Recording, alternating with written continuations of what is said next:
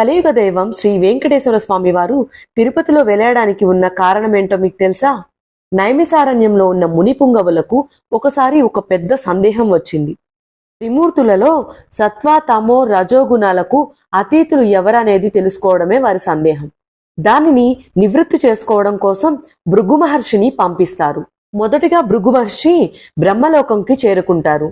అక్కడ బ్రహ్మదేవుడు ఆయన్ని పట్టించుకోకపోవడంతో బ్రహ్మదేవునికి భూలోకంలో ఎక్కడా కూడా దేవాలయం కానీ పూజార్హత కానీ ఉండకూడదని శపిస్తారు.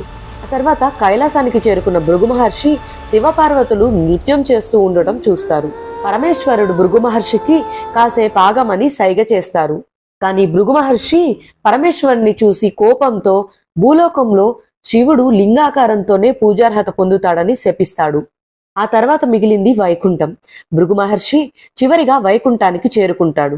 ఆ సమయంలో శ్రీ మహావిష్ణువు పాలకడలి మీద పవలించి ఉంటారు. ఆ సమయంలో శ్రీ మహాలక్ష్మి విష్ణువు పాదాల దగ్గర కూర్చుని ఆయన పాదాలు ఒత్తుతూ ఉంటుంది. తన రాకను శ్రీ మహావిష్ణువు గమనించలేదని ఆగ్రహించిన భృగువు ఆ కోపంతో శ్రీ మహావిష్ణువు గుండెల మీద తంతారు.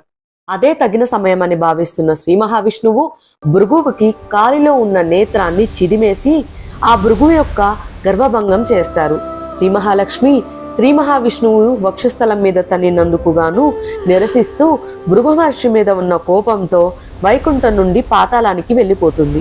ఆ తర్వాత శ్రీ మహాలక్ష్మి కపిల మహర్షి కోరిక మీదట భూలోకానికి వెళ్లి కరివీరాపురం అంటే ఇప్పుడు ప్రస్తుతం ఉన్న కోలాపూర్లో నివసించసాగింది. ఆ తర్వాత శ్రీ మహావిష్ణువు లక్ష్మీదేవి కోసం అన్వేషిస్తూ భూలోకం చేరి ఆమెను కోలాపూర్లో గుర్తించి ఆమెను ప్రసన్నం చేసుకుని తిరిగి ఆమె తిరుచానూరులో పద్మావతి అమ్మవారిగా అవతరించి ఆ తర్వాత తన వక్షస్థలం చేరేలా చేసుకుంటారు శ్రీ మహావిష్ణువు.